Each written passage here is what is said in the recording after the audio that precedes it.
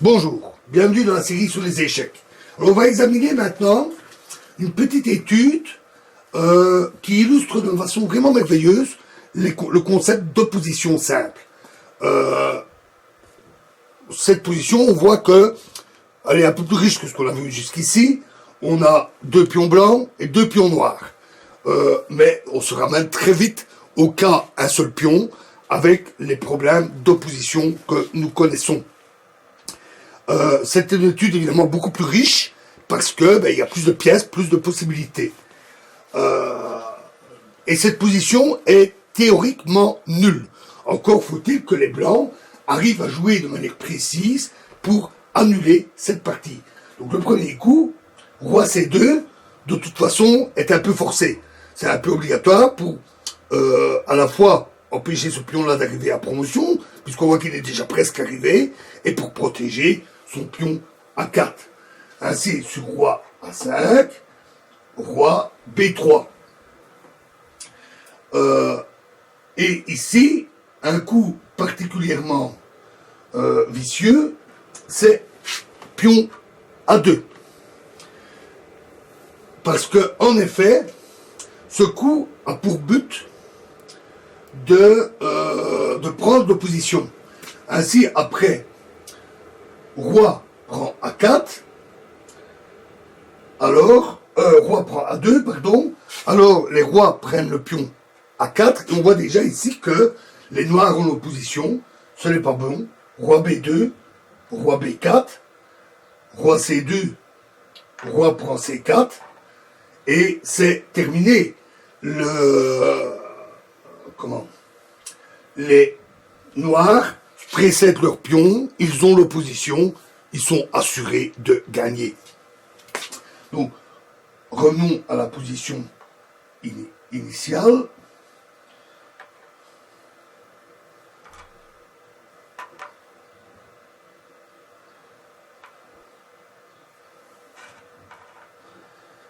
Donc, roi C2, roi A5, roi B3, A2, et comme je disais, pas roi A2. On peut tenter autre chose. Roi prend A4, on peut dire, je vais jouer C5. Ainsi, je garde l'opposition. Et sur D prend C5, roi B2, roi B4, roi C2 et roi C4. Et là, malheureusement, les blancs, les noirs gagnent aussi parce que ils sont devant leur pion avec l'opposition. Donc, ce pion est vraiment un pion empoisonné qu'on va tâcher de ne pas prendre. Donc, roi C2, roi 5, roi B3, A2. Il n'empêche qu'il faut empêcher qu'il arrive à promotion. Et donc, plutôt que de simplement le prendre, on va jouer roi B2. Très, très bon coup.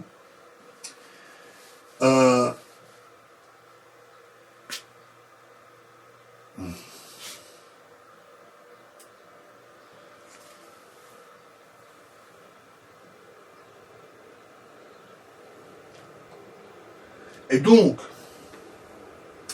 après roi B2, les noirs peuvent jouer roi B4. Ils auraient pu capturer le pion A4, c'est facile d'annuler dans ce cas-là. Ceci, roi B4, est encore un coup très fin. En effet,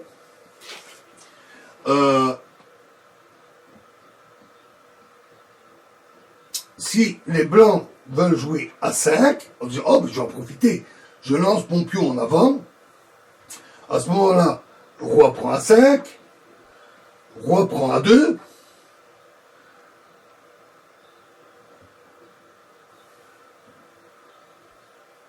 et roi A4, et gagne à nouveau l'opposition, et c'est fini. Donc, sur ce coup plutôt fin, les noirs doivent jouer roi A1. En se mettant là, ils évitent ce piège, et en plus ils bloquent le pion. Ils l'empêchent d'arriver à promotion. Roi prend C4, roi prend A2, cette fois-ci, oui, il le prend en prenant l'opposition.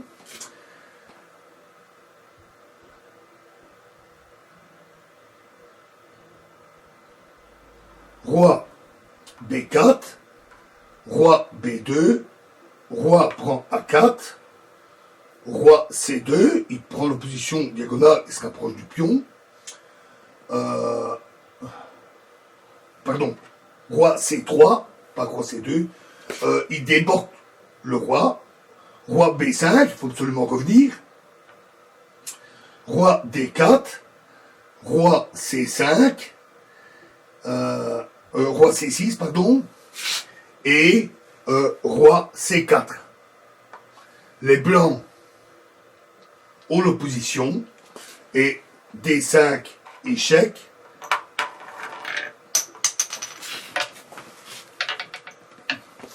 D5 échec, roi D4, roi D6,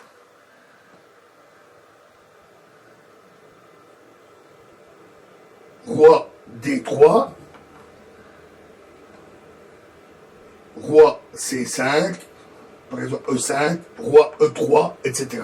C'est nul, ça ne passe pas. Donc, revenons à la position, roi B6, roi C2, pardon, roi roi A5, roi A5,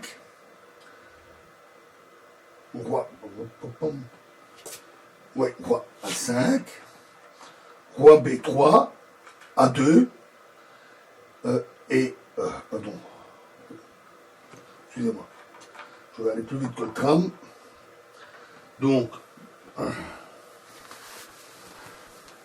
roi C2, roi A5, roi B3, A2, le fameux pion empoisonné, roi B2, roi B4, roi A1.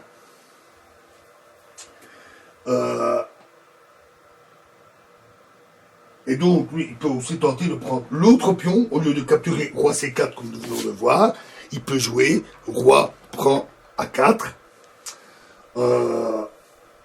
Et à ce moment-là, roi, surtout pas jouer roi prend A2, parce qu'alors, roi B4, c'est d'ici, roi B2, roi prend A4, roi C2,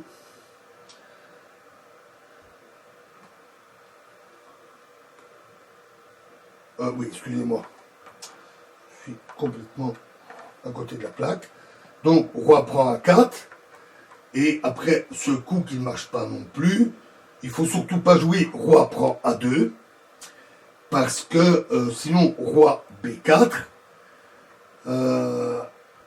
et si on essaye d'avancer le pion, C5, c'est simplement, non pas pion prend C5, parce qu'alors les blancs se mettraient là et prendraient l'opposition, mais roi prend C5. Et il va alors précéder son pion avec suffisamment d'espace pour gagner pour des positions que nous avons déjà vues. Donc, sur roi prend A4, il faut jouer tout de suite C5. Et si D prend C5, alors, maintenant c'est fini. Roi prend A2. Et cette fois, le pion noir est trop avancé. Sur roi B4, roi B2, roi C4, roi C2, etc. La position est nulle.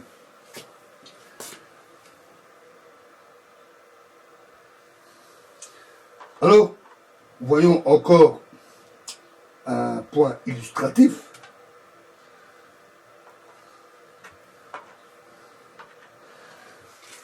Dans cet exemple très précis, l'ordre des coups est absolument rigoureux. Si on se trompe dans l'ordre des coups, on est mort. Prenons par exemple roi C2, roi A5, roi B3, A2, bon coup, roi B2, très bon coup, roi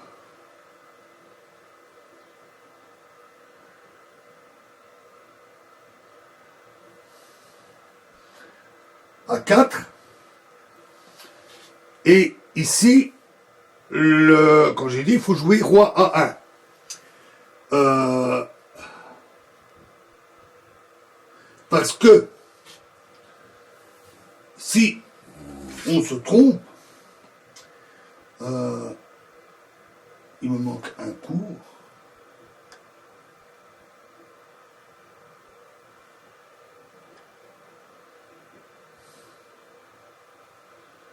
Ouais, donc roi A1 et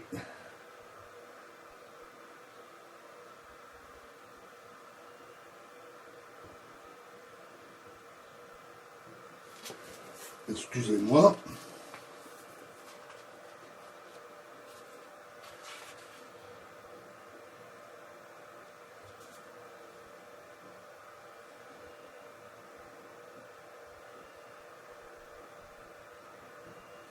Donc, le roi prend A4. Et si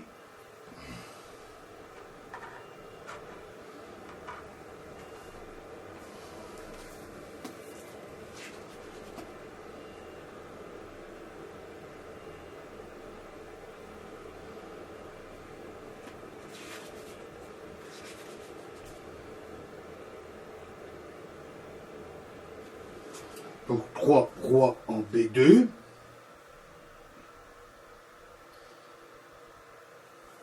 roi B4, voilà. Et donc ici, comme nous l'avions dit, le bon coup c'est roi A1. Et puis après on avance C5. Mais si on avance C5 avant, l'ordre des coups est erroné. Et après, D prend C5, roi A1, les noirs ne vont plus jouer la même chose, ils vont jouer roi B3. Et alors on dit, ah ben oui, d'accord, ils ont joué roi B3, je ne peux plus capturer le pion, mais mon propre pion peut aller à dame. Donc A5, C4, mais lui aussi peut filer à sa promotion. A6, C3, A7, C2, A8. On fait dame, on dit ça y est, bon là maintenant je vais annuler. On a peut-être gagné.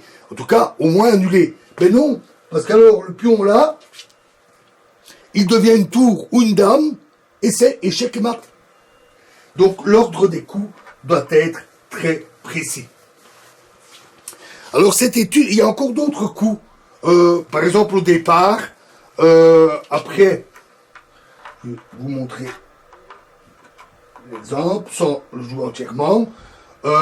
Après roi C2, les noirs peuvent par exemple jouer A2. Il y a encore quelques autres variantes comme ça.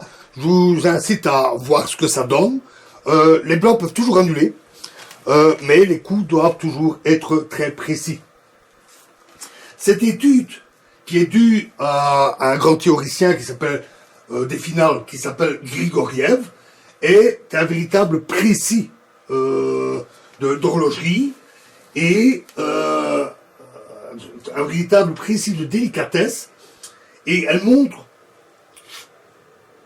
cette position, également un certain nombre des coups que nous avons vus, des positions, ça montre déjà la richesse du sujet. Même avec un seul pion. On a vu combien c'était riche, sans compter les autres finales élémentaires. Donc, quelques passages ont pu vous paraître un peu ardus. Rappelons la finale avec les fous et cavaliers. Donc, éventuellement, si vous voulez vraiment vous renforcer, progresser, je ne peux que vous conseiller à revisionner, à réétudier ces passages-là pour bien vous en imprégner bien les étudier. C'est donc, et alors de bien réfléchir, voir des variantes, etc. Mais de toute façon, dans la prochaine vidéo, je vais vous donner quelques exercices. Des exercices assez simples, dont je ne vous donnerai pas la solution, simplement parce que je veux qu'elle vous serve essentiellement à vous entraîner à ces finales de roi-pion contre roi. Et donc nous verrons cela dans la prochaine vidéo. Je vous remercie.